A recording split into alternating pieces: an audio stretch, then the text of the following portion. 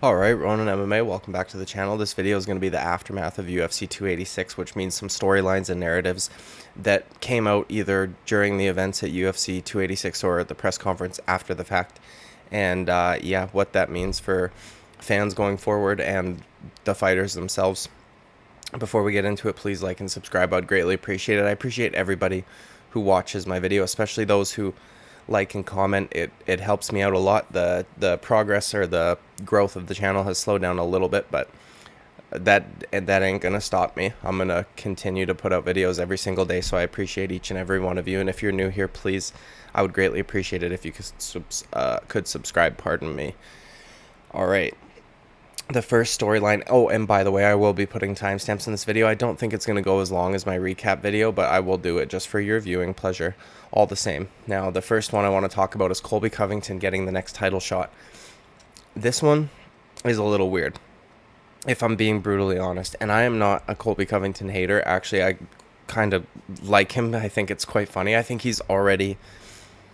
It's so obvious that he's playing a character, and I'm sure everybody knows this by now, but like you could already tell based on his interactions with the media, he was just shitting all over the UK and the food, the girls, the whatever, everything else. It was hilarious. It's kind of like what he did with Brazil, but not to the same extent. I guess he probably knows that he will be fighting Leon Edwards over there, and he's already trying to build up, you know, the hype and all that stuff. But with all that being said, dude, he's not really deserving of a title shot, and I can understand why there would be people that are upset about it.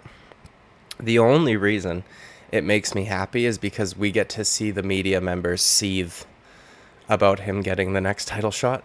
I mean, if it's kind of tricky because there isn't necessarily a real clear-cut contender at welterweight at this given moment. I mean, you could argue, I guess, that Belal Muhammad possibly deserved it more, and I wouldn't really argue with that at all because he's been more active than Colby Covington, right? His last fight was in, like, October of 2022, as opposed to Covington, who hasn't fought since he fought Jorge Masvidal.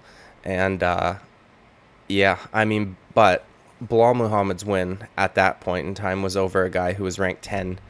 So it's not necessarily like that's not really like a, you know, title elimination bout, so to speak.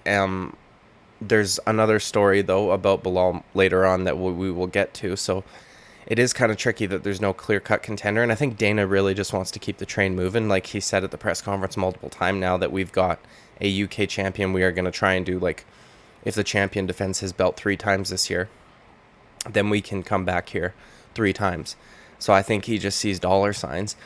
And there's also been another theory that has been going around. I haven't looked too much into it, or, you know, I've just seen thumbnails and things like that, people talking about it, but that perhaps the UFC struck a deal with Colby Covington in order for him to drop the charges on Jorge Masvidal. Or the lawsuit, maybe, that he had, the civil suit. Maybe not the charges, but there is some credence to that story, or to that theory, I guess.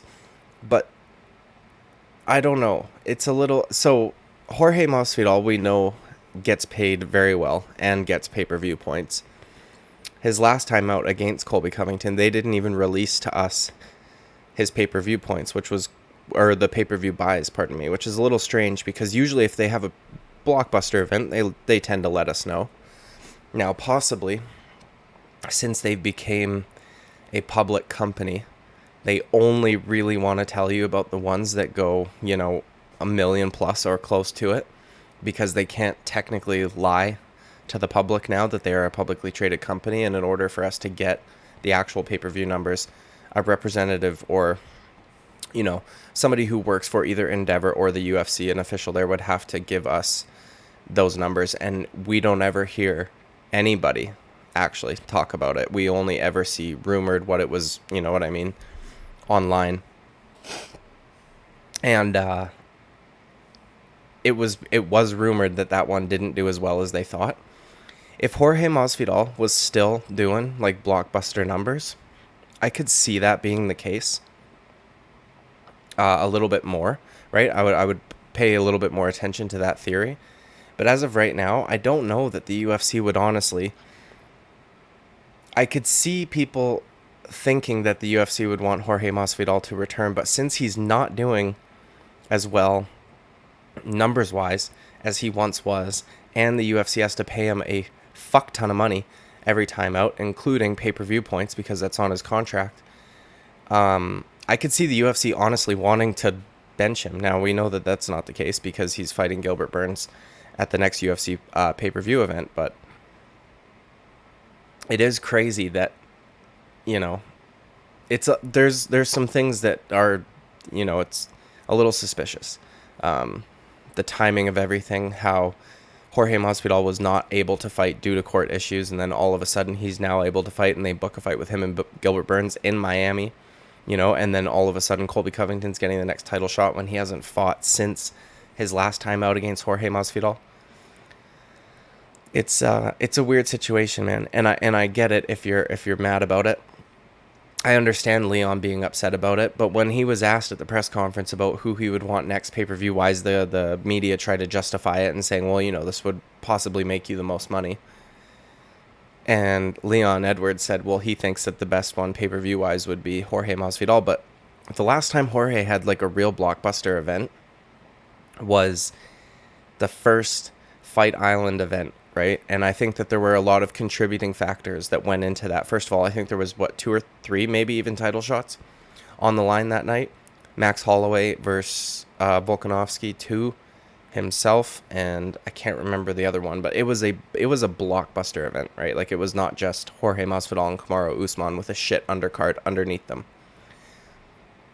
And even in the rematch versus Kamaru Usman, I think they sold like half of the 1.3 million buys that they did the first time when they fought in Abu Dhabi on Fight Island. So I think that Colby Covington would also make him a good chunk of money. I can see why he's upset about it and irritated, and it's also a difficult style matchup, right? Like, he just had to get through quite possibly the division's best wrestler twice, and now instead of getting like an easy matchup, or so he perceives an easy matchup in Jorge Masvidal, he gets to fight another fucking cardio machine wrestler, and he's probably just like, god damn it, dude, I want to just be able to showcase my skills, and this is probably going to be a fight that it's gonna be hard to look good in. Whereas if he fought Jorge Masvidal, who is now, creeping up on 40, primarily or almost exclusively a striker, that would be a really fun fight to watch, and I can understand why he would want it, but also Jorge Masvidal is not necessarily deserving either. Now, if he were to go out there and do something crazy against Gilbert Burns, I could totally see them justifying giving him a title shot. But, until then, I don't know who else they would really have for him. So it is upsetting, but it's also an intriguing matchup. Colby Covington is fun, like almost every time out. The press conferences are always better with him there, and people click on him, man. Like, his videos get views. He's hated, but he's also liked. And again, I love seeing the media members get upset about this kind of shit because it just shows us all what cucks they are. Now, the second thing I want to get to is Michael Bisping finally getting called out on his biased commentary. There have been a few content creators in this space, such as myself, being one of them. Obviously, I'm not the first one, nor will I be the last, nor am I the largest or biggest one who calls him out for it, but I call him out pretty consistently. Justin Gaethje at the press conference called Michael Bisping out for his biased commentary. Now, I don't necessarily agree with the reason why Justin Gaethje called him out. I understand it was a little strange hearing him basically shit all over Kamaru Usman for trying to call his own fouls, but that's been a problem with Kamaru Usman in the past. And perhaps if Bisping has that context, then, maybe that went into the comments that he made or the way that he felt about it. You are not supposed to call your own fouls, right? Like, it is unfortunate if a referee doesn't see something, and a lot of guys will oftentimes, like, do something like that, or like grab the cup or whatever, make a cringe face. The thing is, you're not supposed to. And like, you get told that. The referee is supposed to see it, and if he sees it, he calls it.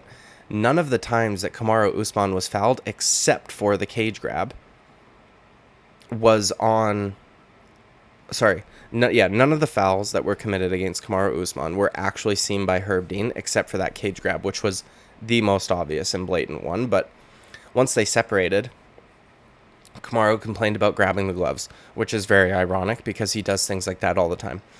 And then both cup shots Herb Dean didn't see. There was no sound to it. Now, one of them 100% clear as day, up like 100%. I was getting annoyed because I'm like, "Okay, dude, we know what he does." But when they showed the replay, he was kind of vindicated there.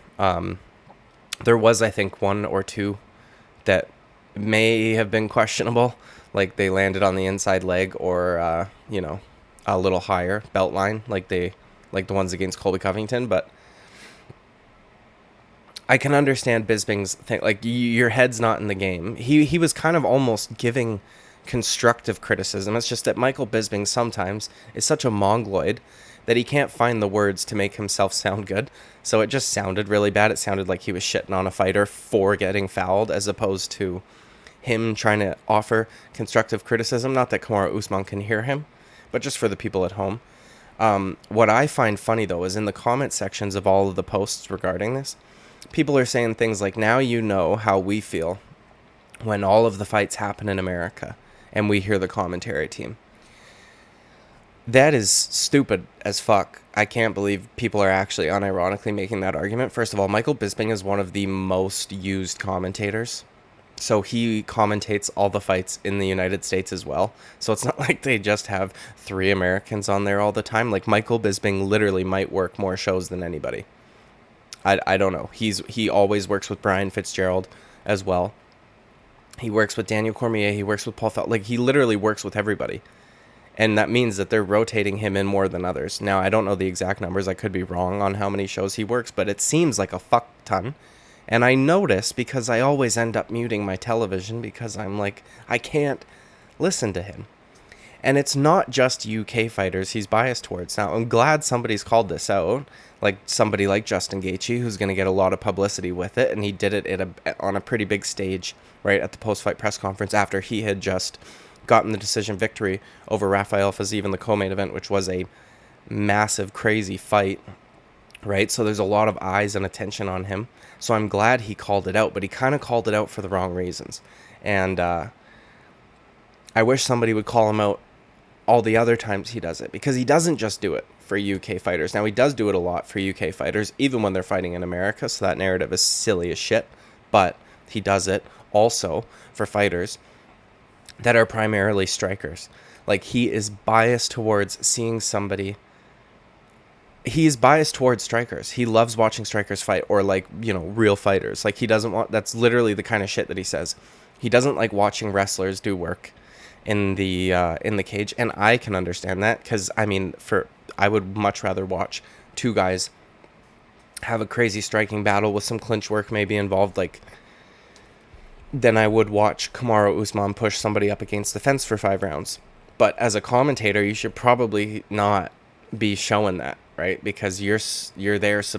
I don't know. He's not a fan. You're not a fan, right? You're on the job, and you're not supposed to be shitting on fight styles. But a lot of the times when he is biased, that is what it is towards. And then also, he trains with guys, like, he loves Marlon Chito Vera. I wonder if he'll be commentating that fight, because if so, we will see him being biased not towards somebody from the UK, but somebody from Ecuador who immigrated to the United States.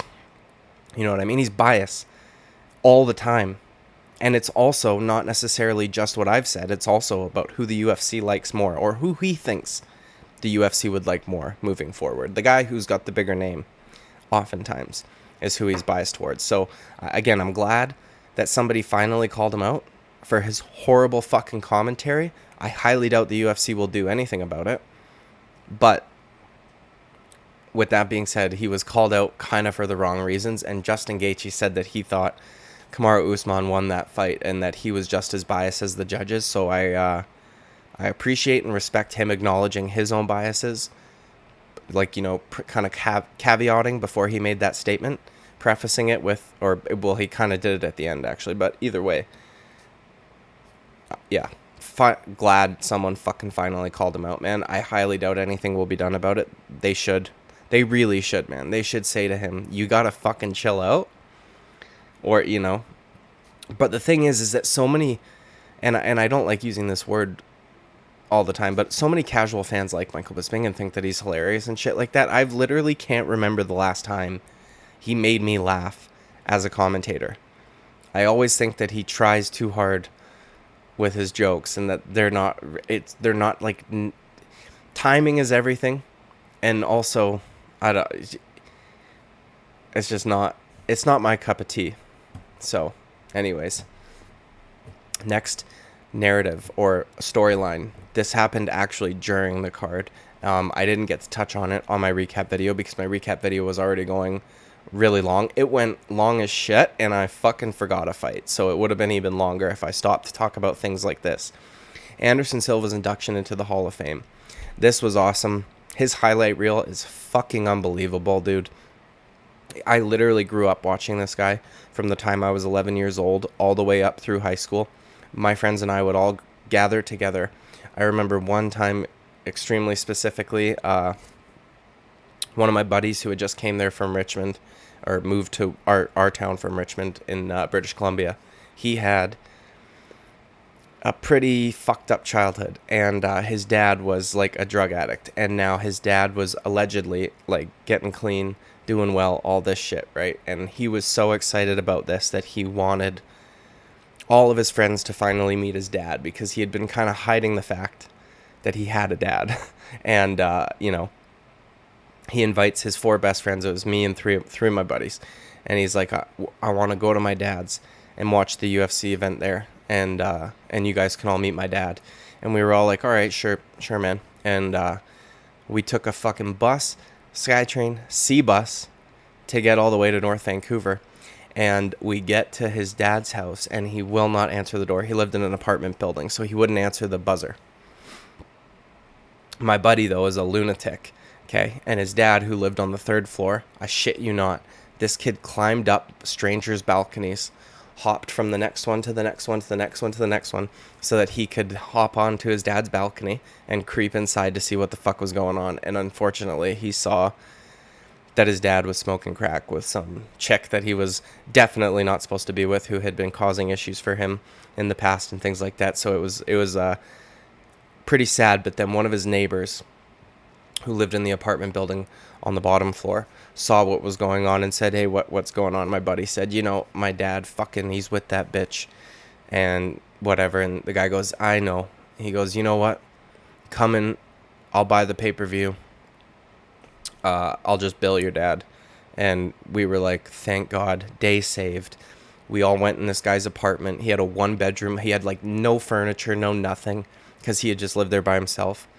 And we all gathered around with like dining room table chairs that we brought into the living room, and we watched Anderson Silva just fucking obliterate, walk through, destroy Forrest Griffin. And it was one of the most memorable things of my childhood, just because the journey that we took to get there, and then it not going out the way that it did, and then a fucking stranger, you know what I mean, offering up his home, buying a pay-per-view just so that we wouldn't have been totally fucking screwed in that situation. And I'll never forget it. And he's the only sports character I've got right above my thumb there as a Pops figurine. I love Pops figurines, but typically video game characters. Anderson Silva's the only sports related one that I got. He's, dude, incredible. And I know it was I don't want to say corny, maybe a little bit much though, all the people talking about how he inspired them and shit like that. He was literally like one of the reasons why I continued to watch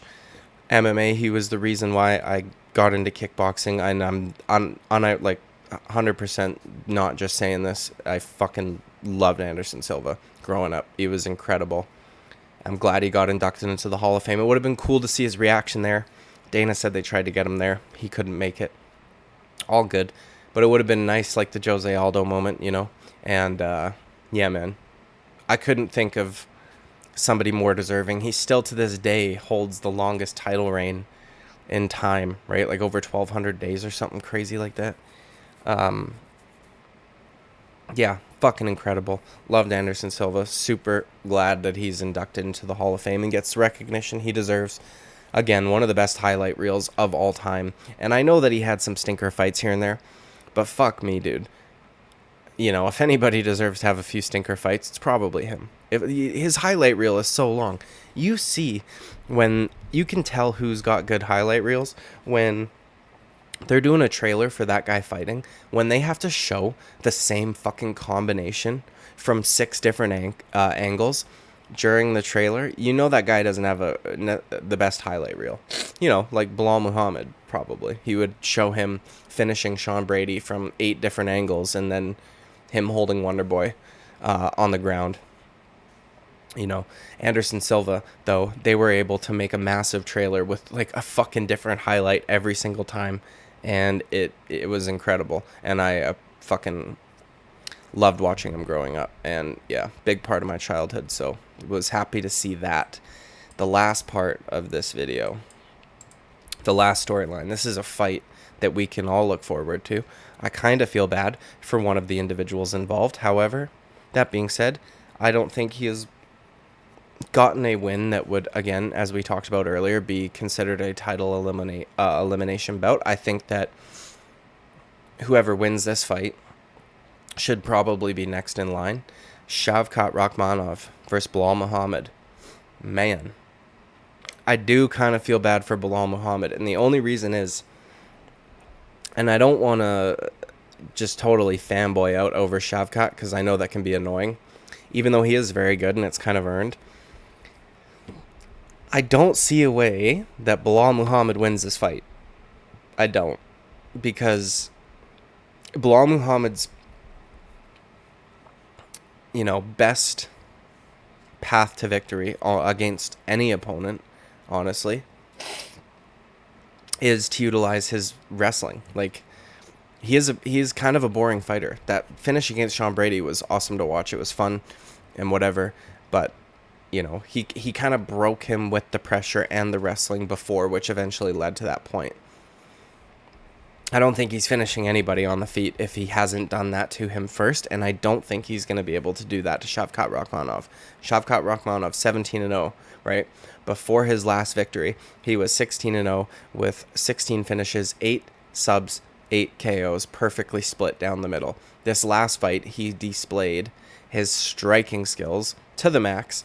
He's got to work on head movement a little bit, but Jeff Neal is a way better striker than Belal Muhammad will ever be. And he finished it off with a submission. So he's fucking dangerous no matter where you go. And I think he has better ground skills than Belal Muhammad. And I think that on the feet, Belal Muhammad is fucked. So I don't know how Belal wins this one. I don't really want him to, if I'm being honest. I would much rather see Shavkat Rakhmonov go up. I want to see him fighting, like, the top of the food chain. I want to see him fighting for the title. I want to see all of it. Yeah, it's unfortunate for Belal. I really hope that they can make this fight before fucking October. Please don't keep this fight for Abu Dhabi, Dana White. I don't want that. I want this fight to happen. Like, the annoying thing is, dude, and whatever, but that Belal Muhammad participates in Ramadan. I believe he has taken a fight before during Ramadan, or at the very least had a training camp during Ramadan. I remember on the Joe Rogan Experience years ago, Viras Sahabi was on there, and he was talking about it, and this was back before Belal started training with Habib and shit, obviously. I just truly hope, I do not want them to keep him for October. I want this fight to happen before that, because after Leon Edwards fights Colby Covington, we're going to need another title defense for him by the end of the year. And I guess you could argue the winner of Burns versus Masvidal could get it, possibly, depending on how that fight goes down. I think they would rather have Shavkat Rakhmonov, though. Maybe they are going to try it. No, they can't save him for October, man. They're going to have to make this fight in, like, June or July. Maybe International Fight Week, maybe the main event of the Fight Night card before the pay-per-view event, or maybe a featured bout on the pay-per-view, who knows. I really hope that they don't wait till October, though. I understand the Ramadan shit, but not really, because I'm not religious, but fuck off, dude. Come on. It's so annoying that there's, like, a large group of guys that just can't fight in a massive chunk in the middle of the fucking year, whereas, like, if for any other reason there was a guy sitting out for just because he wanted to basically like starve himself during the day, Dana White would be like, "Are you fucking retarded?" Like, imagine if somebody came and said to Dana White, you know, I can't fight in these 3 months because in those 3 months I do serious intermittent fasting and I'm not going to be able to train to the best of my ability. Dana White would be like, okay, cool, don't do that then. And we're going to book you for fucking 2 months from now. And if you're not ready, then we're going to cut you. Like, honestly. But I'm excited for this fight. I want to see what Shavkat Rakhmonov can do. I would imagine Shavkat gets this one done. Who knows how? Belal Muhammad seems like he's kind of a hard guy to finish. He's got a pretty good chin, dude. I forgot the way that the initial sequence between him and Leon Edwards went. Like, I kind of vaguely remembered it, and I remember that Leon poked him, obviously trying to post with his right hand while throwing a head kick from the left side. But I forgot that when Leon Edwards opened that fight up with a head kick, like, very fast, and it was fucking lightning. I didn't think that it landed as cleanly as it did until they were playing Leon Edwards' highlight reel before the main event. And I went, holy fuck. I forgot that landed, and it did land like pretty damn good, pretty clean. Belal Muhammad was wobbled slightly, but seemed to have, you know, got his wits back and was proceeding in the fight. I don't know how that fight would have played out. I don't think any of us do. Leon Edwards looked very good, but Belal Muhammad never really looked good. You know what I mean? He just wins, but that's all right. Yeah. Excited for that fight. Hope they can make it sooner rather than later, because I would like to see one of these two possibly fighting for the title towards the end of the year. This may be like what Dana White has in mind. Who knows? But yeah, man, this is my video on the aftermath of UFC 286 storyline and narratives that took place there and thereafter, and what they mean moving forward. I would greatly appreciate it if you could like and subscribe, comment below, do all that shit just to get engagement up and whatever. And I'll see you at the next video. Thank you, and bye-bye.